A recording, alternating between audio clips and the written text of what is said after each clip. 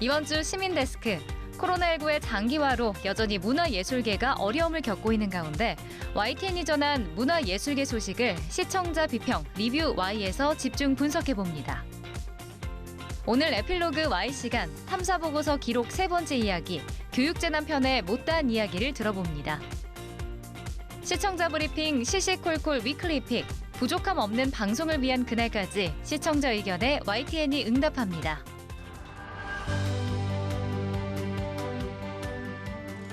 네, 시청자 여러분 안녕하십니까? 김영수입니다. 이번 주는 박광렬 앵커 대신 제가 진행을 맡게 됐습니다. YTN 대표 콘텐츠와 프로그램을 이제는 하나의 유튜브 채널에서 만나보실 수 있습니다. 유튜브 이용자들을 위한 YTN의 새로운 시도인데요. 기존 TV 채널에서 볼 수 없었던 색다른 조합의 콘텐츠도 선보이니까요. 많은 관심과 기대 부탁드립니다.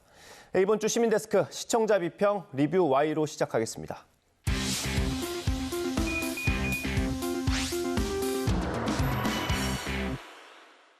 오늘 함께해 주실 분들 먼저 소개해드리겠습니다. 중앙대 미디어 커뮤니케이션 학부 김수정 강사, 조수진 시청자평가원, 그리고 신웅진 시청자센터 에디터 나오셨습니다. 어서 오십시오. 안녕하세요. 예, 일단 오늘 평가원님께서 발제를 해주셨는데요. 주제 먼저 들어볼까요? 네, 지난 한 주간 우리나라 문화예술계 전반에 걸쳐서 역사에 남을 기분 좋은 소식들이 많이 들려왔죠. 네. 오늘은 YTN이 보도한 문화예술계 소식을 중점적으로 살펴보고자 합니다. 문화 기사가 현대로울수록 이렇게 비중이 굉장히 많이 증가하고 있죠. 네. 사회 전반적으로 문화를 중시하는 맥락과 일치하는 건데요. 근데 이제 문제는 문화 기사마저도 획일화된다는 거, 예. 이런 문제가 있습니다. 오늘 이 시간을 통해서 YTN은 그렇다면 문화 기사를 어떻게 다루고 있는지 좀 살펴봤으면 합니다. 네, 이번 주 리뷰 Y 시간에는 문화예술계 우리 YTN 보도를 살펴보게 될 텐데요. 이번에 참 그 문화계 뉴스가 많았던 것 같습니다. 이건희 회장의 미술품 기증 소식이 있었고요. 그리고 윤여정 배우가 아카데미에서 여우 조연상도 수상을 했죠. 큰 뉴스들이 많았는데 평가원께서는 보도 어떻게 보셨습니까? 네, 먼저 윤여정 배우의 수상 소식을 이야기를 한번 해볼 텐데요. 네. 온 국민의 이목이 집중되기도 했고 또 축하받아야 마땅할 그런 일이었죠. 예. 이와 관련해서 이번 YTN 보도는 수상 결정 이전부터 수상 가능성 여부 외에도 영화제 이모저모를 전달해서 관심을 좀 집중시켰고요. 특별히 실시간 생중계를 하셨더라고요. 예. 그래서 실시간 생중계를 통해서 현지 소식을 전하려는 그런 노력들이 좀 돋보였던 것 같습니다. YTN은 영화 미나리가 그 해외 여러 영화제에서 조명받고 또 윤여정 씨가 아카데미 여우조연상의 후보로 거론되기 시작했을 때부터 꾸준하게 소식을 이어왔는데요. 예. 세계적인 영화 시상식에 그 한국 배우가 최초로 오스카상을 수상한 이후에 공식 기자회견을 가졌죠. 그 기자회견을 열 때 생중계로 보여줄 수 있었던 채널은 YTN이 가장 잘할 수 있었던 보도가 아니었나 생각하고요. 또 26일에는 윤여정 씨의 그 오스카 수상 그 기자회견을 더 뉴스에서 그 생중계로 35분 동안 방송을 해서 축하에 함께 할 수 있었습니다. 이번 이제 YTN 보도를 보면 보통 그 한 사안에 대해서는 같은 패널이 반복적으로 나오는 경우들이 예. 좀 많이 있잖아요. 근데 이번 경우는 좀 다양한 전문가들을 활용을 해서 수상의 의미나 이면의 소식을 좀 다각적으로 이렇게 보도하려는 그런 노력이 보였습니다. 그리고 단순 정보 안내 이런 거 말고 시대의 변화, 또 그 역사적인 의식의 흐름을 짚어내는 그런 기사도 조금 있었다고 보이거든요. 예. 윤여정 배우의 초기 작품을 통해서 한국 영화, 한국 영화사 이런 것들을 좀 조명해보는 그런 순서도 있었던 것 같습니다. 예. 4월 27일에 방송됐던 인터뷰 투데이 미나리 윤여정의 오스카 수상이 남긴 울림은 그 보도에서는요. 정민아 영화평론가가 출연해서 그 미나리의 할머니인 순자 역할이었죠. 예, 순자 씨를 연기한 그 윤여정 씨의 연기를 평가해 주기도 했었고요. 또 백인 중심의 영화 수상 관행을 깨트린 수상이라는 점에서 그 수상 의미를 설명해 주기도 했습니다. 그 오스카상을 시상한 날 또 입담과 연기력, 오스카 트로피 잡은 윤여정의 힘이라는 보도를 보면은요. 1971년 그 화녀에서부터 바람난 가족이나 또 돈의 맛, 죽여주는 여자까지 윤여정이라는 배우가 어떤 영화를 선택했는지 그리고 그동안 윤여정 배우가 말했던 그 솔직하고 유쾌했던 입담의 그러한 정수들을 잘 소개해 주어서 매우 재미있게 봤습니다. 이번에 아카데미 시상식 관련해서 그 문화부 그리고 또 국제부가 굉장히 발빠르게 움직였을 것 같아요. 그리고 특히 현지에 있는 우리 강태욱 특파원도 발빠르게 움직였을 것 같은데 에디터님 어떻게 보셨어요? 제가 문화부 근무를 3번을 했었거든요. 예. 마지막에는 제가 문화부장까지 이제 했기 때문에 그 상황을 예. 잘 아는데 예. 이 윤여정 씨의 수상이 상당히 유력했기 때문에 문화부에서는 그 전부터 리포트를 많이 만들어 놓고 상당히 분주하게 움직이긴 했습니다. 예. 이 수상 이후의 의미를 분석하는 기사 그리고 평론가 섭외 그리고 각종 원고 등을 작성하느라고 문화부는 꽤 바쁜 한 주를 보내긴 했는데요. 재작년에 이제 제가 봉준호 감독이 칸에 가서 황금종려상 받을 당시에도 저도 이제 기사를 쓰고 리포트를 만드는데 같이 참여를 했기 때문에 예. 상당히 좀 바빴었는데 이 문화부 기자로서는 상당히 뿌듯하면서도 좋은 경험이 되는 그런 경우였습니다. 이 수상과 관련된 특히 바로바로 나오는 속보는 이제 국제부에서 주로 처리했는데요. 예. 이 할리우드에서 한국 기자들을 대상으로 한 인터뷰에 그 생중계가 됐었죠. 35분 예. 동안. 워싱턴 특파원들이 대부분 LA로 이동을 해서 했던 건데요. 우리 그 YTN의 강태욱 특파원도 이제 워싱턴 특파원인데 LA로 이동한 그 같은 경우고요. 근데 아무래도 이 평소에 북핵 문제 등 정치 관련 기사를 쓰던 이제 워싱턴 특파원이다 보니까 예. 이 문화 특히 영화 관련해서는 좀 잘 모르는 게 아니냐라고 해서 이제 아마추어적인 질문을 했다라는 그런 비판도 좀 전체적으로 좀 있었는데요. 예. 이 한국인 최초의 아카데미 연기자 수상이라는 점에 포커스를 맞춰서 질문을 하다 보니까 예. 그랬던 것이라고 이해해 주시면 좋을 것 같습니다. 예. 그럼 전체적으로 저희 YTN 보도에 좋은 말씀들 많이 해주셨는데 채찍도 조금 주셔야 되지 않을까요? 네. 어떻습니까? 그 문화라는 게 늘 이제 모습을 달리하면서 흘러가고요. 그다음에 그 모습을 바꾸게 되니까 문화면 기사는 늘 새롭고 또 낯선 것들을 기록해내야 하는 작업인 거죠. 그래서 사실은 쉽지 않은 작업인 겁니다. 네. 그런데 이제 그저 문화면 메우는 개성 없는 기사라던가 전문성 없는 기사 이런 것들이 좀 많이 나와서 문제인 거고요. 또 문화 기사의 역사를 좀 보면 그 70년대, 80년대 정치적인 언론 통제가 심해서 획일성을 탈피하기 위해서 문화 기사가 증가하게 되는 거거든요. 예. 근데 이제 문제는 그렇게 그 획일성을 탈피하기 위해서 증가된 문화 기사마저도 획일화된다라는 거 이런 문제들이 좀 있는데 YTN의 이번 보도도 이 부분에서는 조금 자유로울 수 없다라는 생각이 좀 들었고요. 예. 또 해외 언론의 반응을 다루는 점에서도 타 방송하고 좀 비교했을 때 조금 부족하지 않았나라는 생각이 듭니다. 그리고 이제 가장 중요한 건 조금 더 깊이 있게 예. 좀 획일화도 탈피하고 개성 없는 기사, 전문성 없는 거 탈피해서 조금 더 깊이 있게 한국 영화에 나아갈 길 이런 것들을 좀 제시해 줬으면 어땠을까 그런 고민 부분도 조금 예. 아쉬웠다고 말씀드리고 싶습니다. 네, 저도 평가원님 말씀에 굉장히 동의를 하는데요. 이번 미나리는 그 저예산 독립 영화잖아요. 예. 그래서 국내의 그 독립 영화 제작 현실에 대해서도 이번 기회에 좀 되돌아볼 수 있지 않았을까라는 생각이 들었고요. 수상 소식에만 좀 집중이 되었었지 그 저예산 영화를 제작하고 배급하는 데 그 있어서 한국 영화의 어두운 이면을 보도해 주었으면 어땠을까라는 아쉬움이 있었습니다. 예. 네, 이런 작품들을 일부러 좀 찾아주는 관객들이 있어야 한다고 좀 보고요. 그런 부분을 고려해서 앞으로라도 이제 일부러 그 문화 소식 등의 뉴스에서 저예산 독립 영화를 좀 소개하고 또 국내 영화제에 대한 소식을 전할 때에도 다양한 장르가 있으니까 이런 부분을 좀 고루 시청자들에게 소개해 주었으면 좋겠다라는 생각이 들었습니다. 네, 그 수상 소식에 가려진 이면도 봐야 하고 또 앞으로 발전해 나갈 방향들을 좀 짚어봐야 된다 이런 말씀이신 것 같은데요. 저희가 앞으로 어떤 부분을 노력해야겠습니까?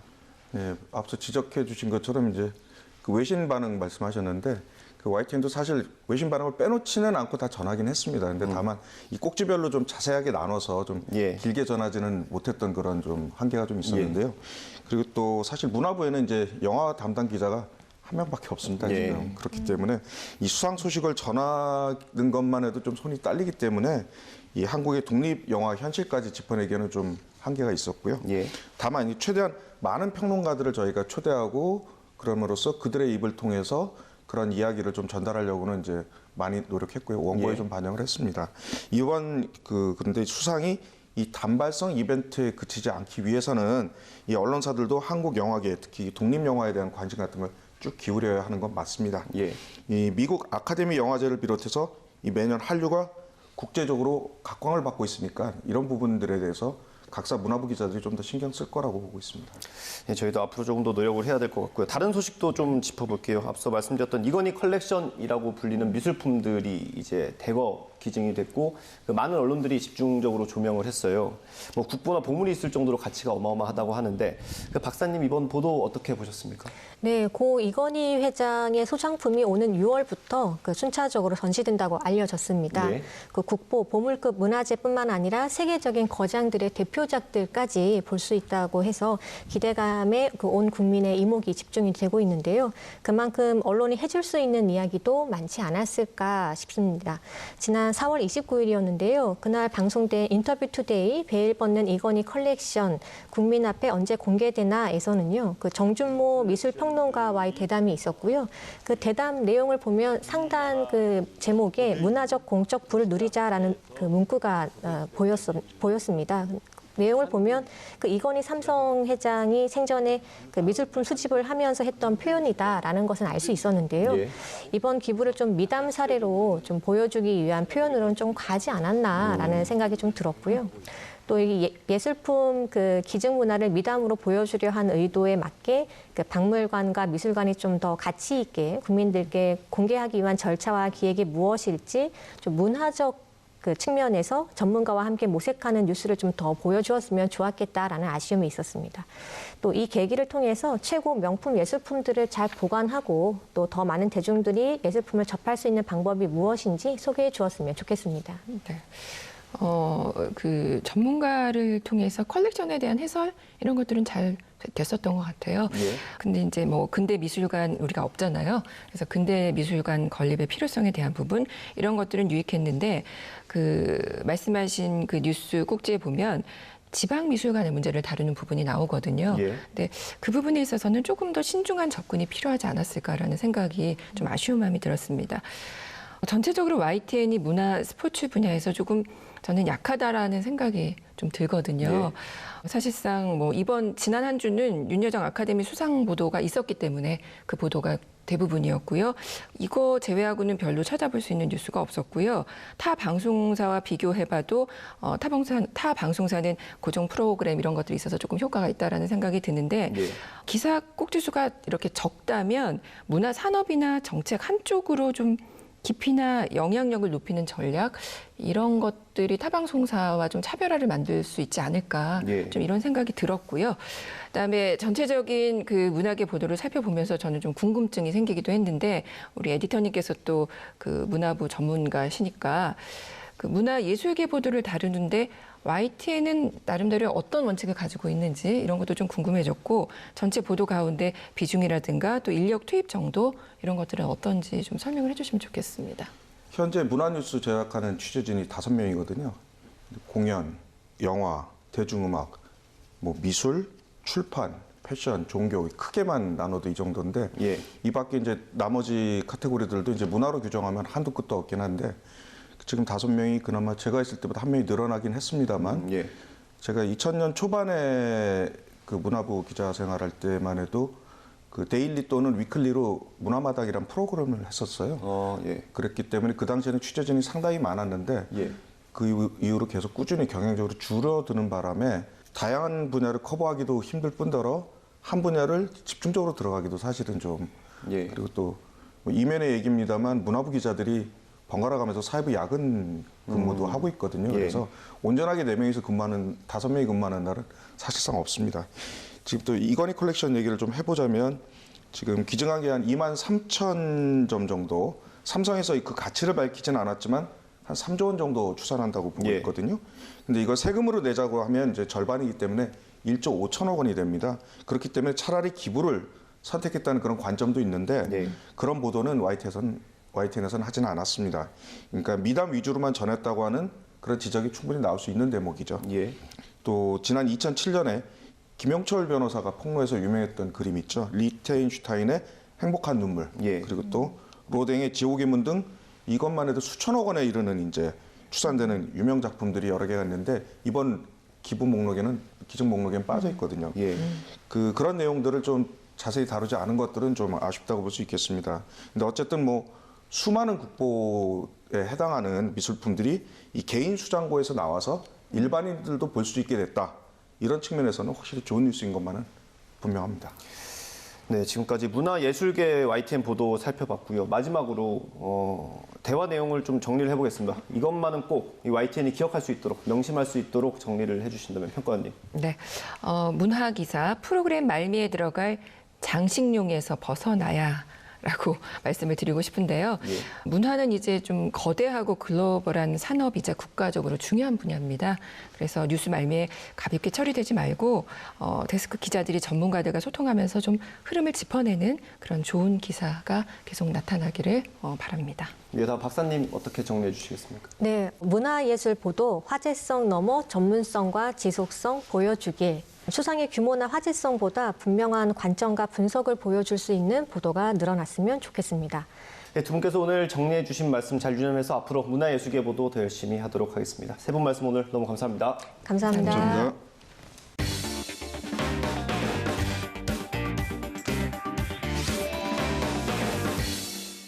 네, YTN 방송에선 들을 수도 볼 수도 없는 이야기 에필로그 Y에서 들려드립니다.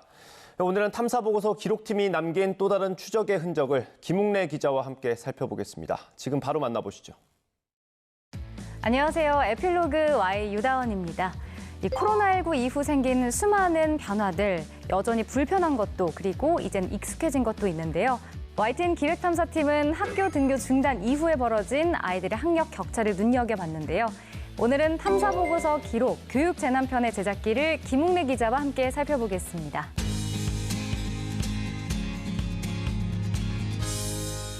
네, 기자님 안녕하세요. 네, 안녕하세요. 네, 반갑습니다.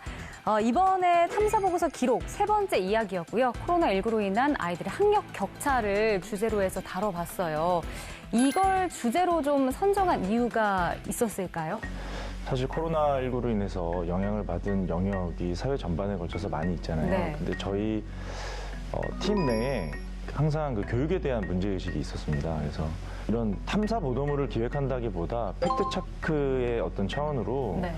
이런 실제 교육 격차가 발생했는지를 알아보고 있었어요. 그런데 알아보는 와중에 어떤 자료도 없더라고요. 그래서 탐사 보도에 착수하게 된 겁니다. 하나하나씩 좀 짚어볼 텐데 먼저 일부였죠. 이 사교육의 상징으로 불리는 대치동 그리고 개미마을을 좀 대조적으로 비교해서 보여주셨어요. 지역을 선정할 때 사실 좀 고민이 많지 않으셨을까 싶어요. 어떻게 해서 이 두 지역을 선정하게 되신 거예요? 사실 저희가 어떤 두 지역을 비교한다 이렇게 기획을 하고 접근했던 건 절대 아니고요. 네. 저희는 100% 현장 취재 중심으로 했습니다. 그래서 발길이 닿는 대로 움직였거든요. 그럼 그 지역이 바뀔 수도 있었겠네요. 그럼요. 그러면 하면서. 네.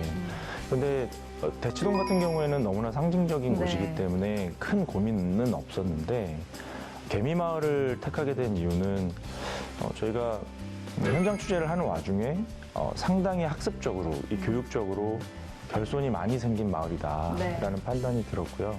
사실 두 지역을 비교한다는 것 자체가 어떻게 보면 자극적일 수도 있지만 네. 저희 언론은 다소 자극적이더라도 이런 현상을 있는 그대로 보여줘야 된다는 의무감도 있기 때문에 그래서 두 지역을 선정하게 됐고 두 지역의 이름이 제목으로 네. 정해지게 된 겁니다. 저는 사실 그 보면서 좀 마음이 좀 아프다고 해야 될까요? 한 그 명문대생에 들어간 대학생이 했던 인터뷰가 기억에 남는데 아무래도 계층 격차가 나는 그런 좀 형편이 어려운 학생들 같은 경우는 뭐 기기, 태블릿 PC 같은 것들도 좀 안 좋고 여건이 좀 안 되는 아이들이 있잖아요. 그러면서 좀 교육 격차가 더 벌어지는 게 아닌가 싶었거든요.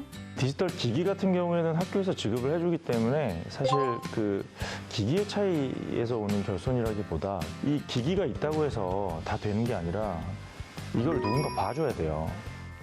선생님 역할을 할 수 그렇죠. 있는 분이 있어야 된다. 네. 그 저희 일부에도 나왔지만 경제 소득 수준에 따라서 부모님의 도움을 받는 그 비율이 달라지거든요. 그래서 말씀하신 그 학생, 그 네. 명문대에 입학한 학생도 동생들을 바라볼 때 그 부분에 대해서 아주 특히 좀 마음 아파했던. 걱정도 많이 됐을 것 같아요. 네, 걱정 많이 하고 있더라고요. 네. 뭐 2부 같은 경우는 이제 학교 재량으로 등교하고 있는 학교였죠. 서울 은빛초등학교를 소개했습니다. 이게 이제 코로나 그 단계에 따라서 학교 재량으로 뭐 다닐 수 있는 학교가 있고 좀 더 오래 중단하는 학교도 있고 이런 시스템인 거죠.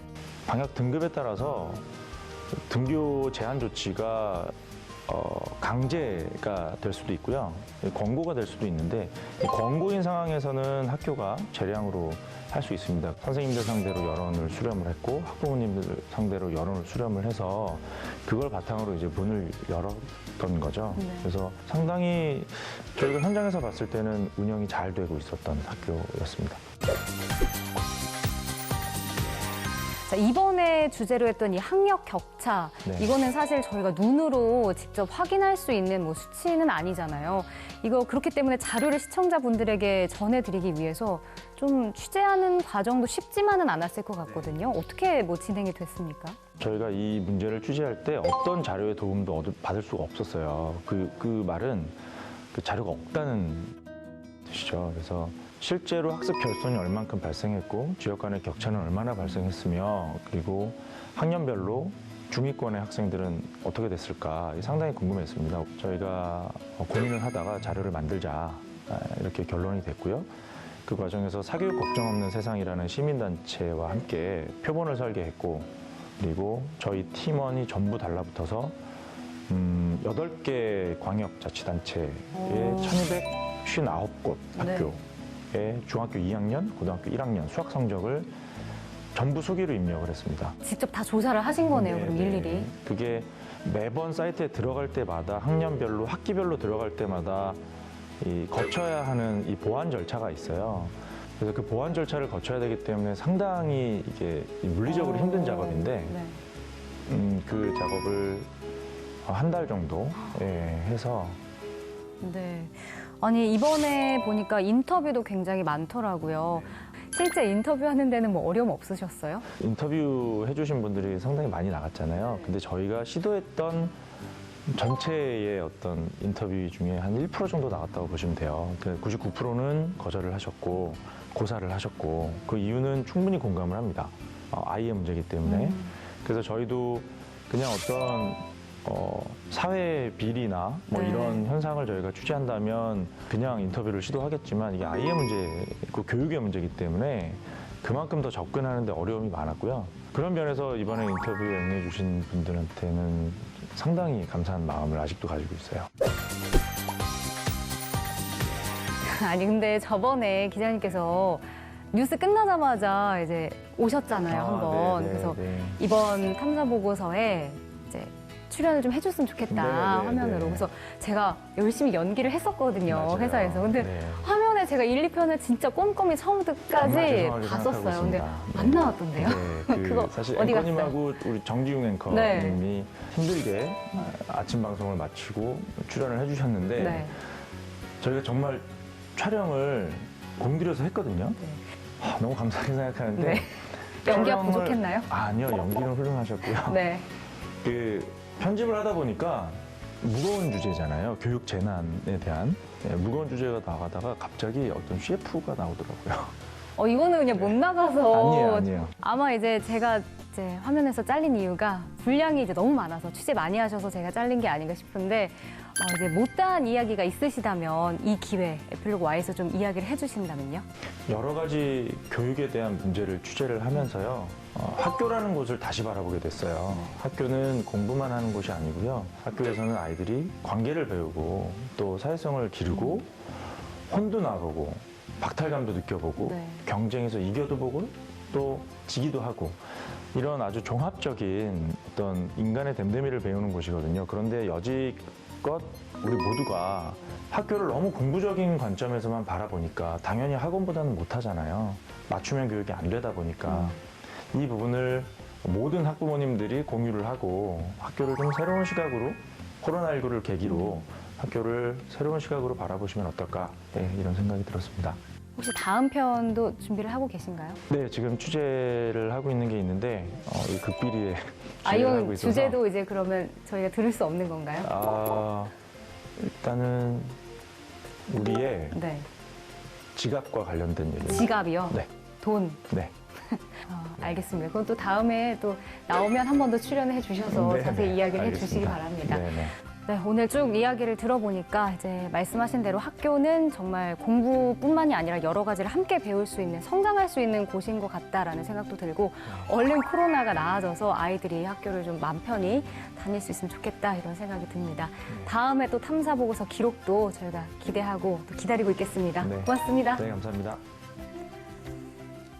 가장 빠른 옴부즈맨 프로그램 그 기록을 모아보는 시간, 시청자 브리핑 시시콜콜 위클리 픽. 이번 주 시청자 의견 함께 보겠습니다.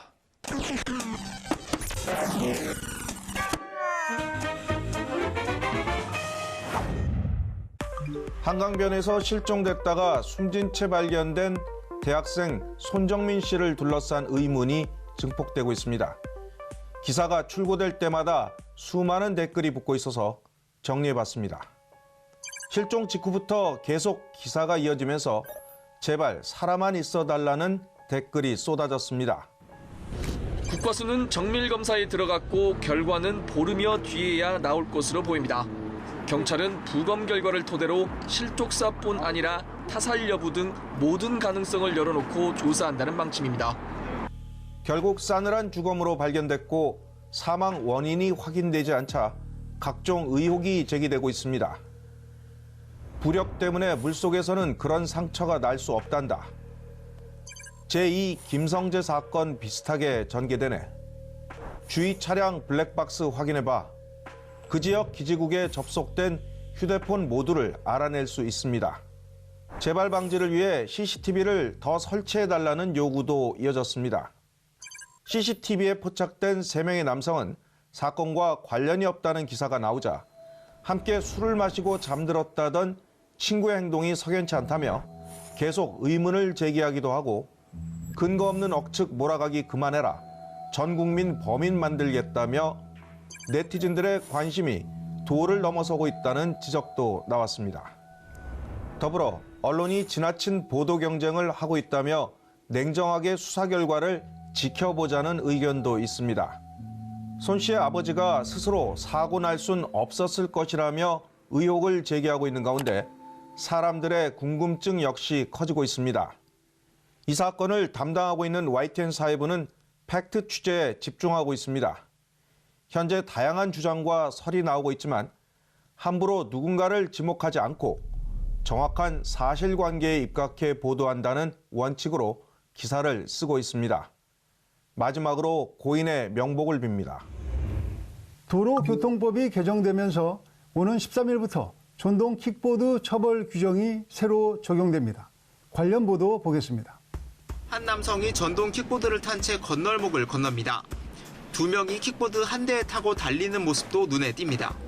안전모는 안 썼습니다.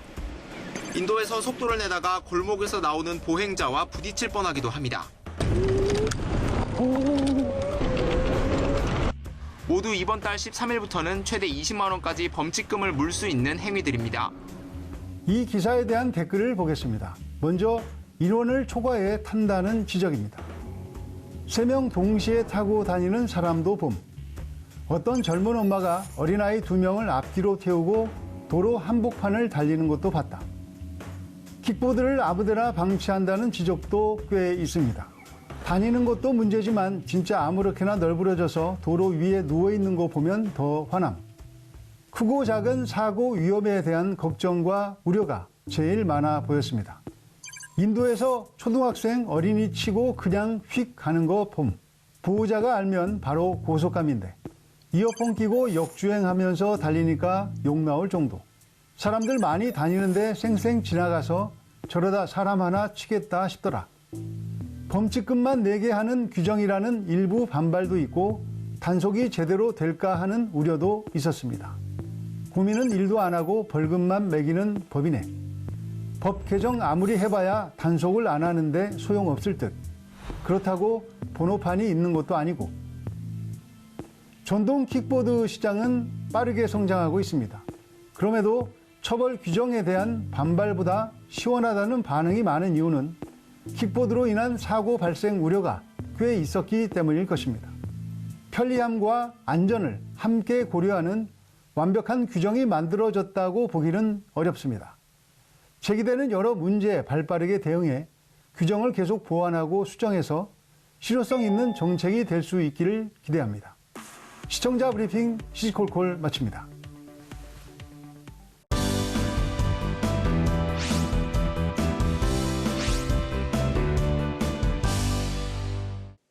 안녕하세요. YTN-DMB 시청자평가원 정은정입니다. 코로나19는 사회 경제 전반에 여러 가지 영향을 끼치고 있습니다. 그중에서도 학교가 문을 닫으면서 벌어진 많은 일들은 생각보다 큰 후유증을 남길지도 모릅니다. 탐사보고서 기록에서는 코로나19로 야기된 교육 재난의 모습을 자세히 들여다봤습니다.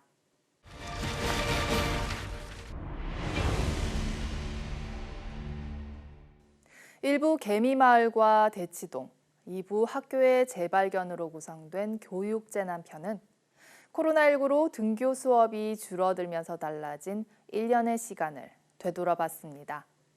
이겨야 되는 싸움이니까, 상대를 이기는 게 좋은 싸움이니까 지금이 최악이 아닐까 생각하고 있어요. 미래 사회는 정말 디스토피아가 될 겁니다. 안녕히 가세요. 잘 가요. 먼저 일부 개미마을과 대치동을 통해서는 학습 격차를 확인할 수 있는 분석적 자료들과 전문가들의 진단을 토대로 학력 저하와 양극화 현상을 다뤘습니다. 특히 성적 중위층의 변화를 추적한 부분은 참신한 방법으로 현상을 파악하고 시각화했다는 점에서 매우 돋보였습니다. 단계적 학습이 중요한 수학 성적을 중심으로 2017년부터 2020년까지 중학교 2학년부터 고등학교 1학년까지 성적의 변화를 분석했고 코로나19 이후의 성적 중위권의 변화를 블록과 그래프를 통해 직관적으로 나타내 문제의 심각성과 주제의 명확함도 설득력 있게 잘 드러냈다고 생각합니다. 기초학력의 보장이 공교육의 중요한 역할이라는 점을 따져볼 때 비단 성적 저하의 문제뿐만 아니라 이후 사회 진출에까지 영향을 줄 수 있는 학습 격차는 우리 사회에 장기적으로 영향을 끼칠 문제로 지적됐습니다. 2부 학교의 재발견은 보다 본질적인 문제에 접근했는데요. 코로나19 이후 유럽 국가들은 어린아이들부터 등교를 시작한 반면 우리나라는 수험생들부터 등교를 시작한 점을 지적하며 학교의 의미와 가치가 무엇인지에 대한 질문을 던졌습니다. 무엇보다 현장에서 아이들의 변화를 가깝게 지켜본 학교 선생님들과 학부모들의 이야기가 진솔하게 느껴졌습니다. 학교의 부재가 학습뿐만 아니라 사회성과 정서, 대인관계 능력, 의사소통 능력, 문제 해결 능력 등 학교에서 공동체 생활을 통해 습득해야 할 많은 것들에 영향을 끼치고 있으며 이를 막기 위해 학교가 제 역할을 다해야 한다는 것입니다.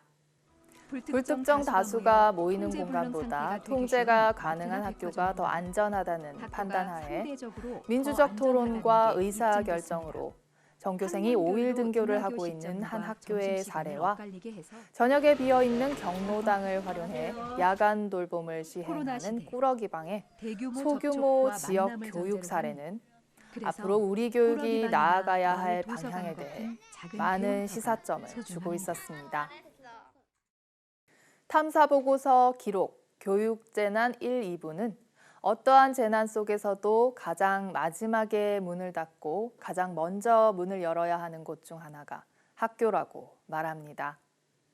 학습뿐만 아니라 공적 돌봄을 제공하는 곳이 학교라는 점을 떠올려 볼 때 코로나19가 야기한 교육 공백에 대한 심층적인 분석이 더욱 의미 있게 다가왔습니다.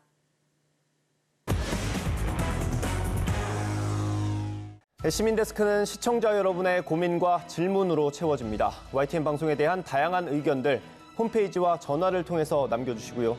다음 주 더 유익한 내용으로 돌아오겠습니다. 시청해주신 여러분 고맙습니다. 오늘 두 가지 여론조사가 나왔잖아요. YTN이 리얼미터에 의뢰하는 여론조사, 한국사회 여론조사기관에서 발표한 여론조사. 근데 리얼미터에 의뢰한 여론조사하고 한사연에서 조사한 여론조사하고 대통령 지지율이 많이 차이가 납니다. 그러면 국민이 판단할 수 있게 두 가지 여론조사를 한꺼번에 보도를 해주세요. 왜 지지율이 낮게 나온 것만 보도합니까? 지지율이 낮게 나온 그 요리 기관이 YTN이라서 그것만 발표했다.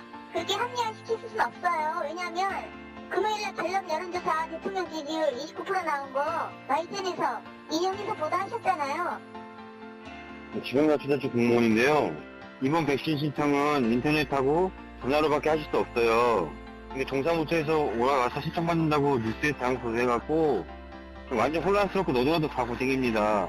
정정보도 바로 해주세요.